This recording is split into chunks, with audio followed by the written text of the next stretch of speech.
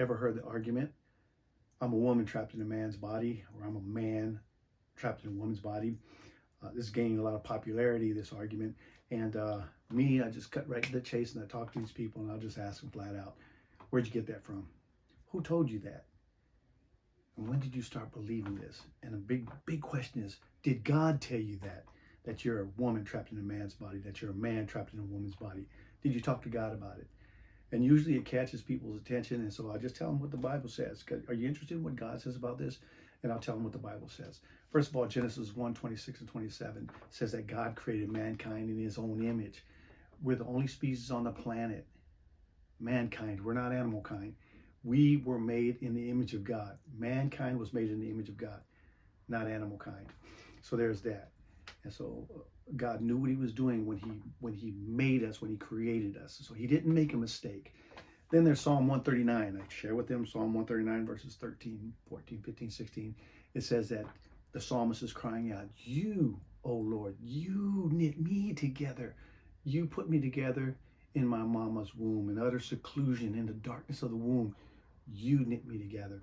And then he says, I will praise you because I understand and I recognize that I am fearfully and wonderfully made. And every day of my life was recorded in your books. And you knew every day of my life. And it's been pre-planned.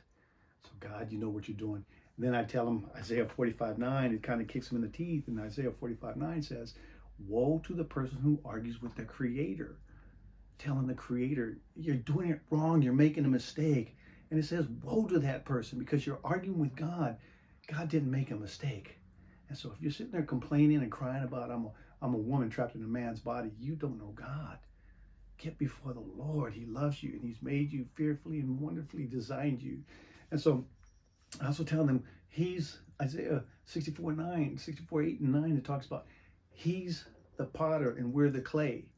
And so the potter has a right to mold and shape the clay. He's a potter and the clay doesn't have a right to question the potter. So there's that. But then also I'll tell them, put your finger on your heart real quick. And the people, every single time they'll go like this. I said, that's not the heart I'm talking about. This is your heart. It's called the seat of reasoning. This is your consciousness. This is your soul. And it says this, the Bible, Jeremiah 17:9 says the heart is deceitful above all things and desperately sick. Who can understand it? Who can know what really goes on up here? None of us can because we deceive ourselves. This is why we need somebody outside of us, a source, a God greater than us outside of us to be able to explain to us who we are.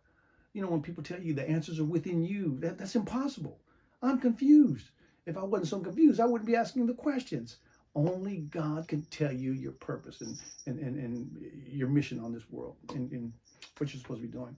And lastly, I'll tell them that if you really want to know what God is angry at, Romans 1:18 through 32, you read that.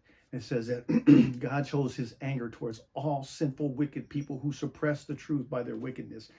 These people, these same people, this is happening today, they change the truth of God into a lie and they worship and serve the creature and creation rather than the Creator. And so God gives them up to their shameful desires, their wickedness, their sin, their greed, their hate, their envy, their murder, their quarreling, their deception, their malicious behavior, their gossip. They are backstabbers. They're haters of God. They're insolent. They're proud and they're boastful. And it goes on to say these same people invent new ways of sinning. This is happening today. Just about every day, there's a new way of sinning that's being promoted, because it goes on and finishes there in verse 32. Not only are these people, reveling in their sins, but they're encouraging other people to do it, and they applaud people who sin with them. So no, God didn't make a mistake when he made you. You are not a woman trapped in a man's body. You are not a man trapped in a woman's body. God didn't make a mistake. He's the author of life. He knows your purpose. Get to know him. He loves you. So with that, we must bow down, fool.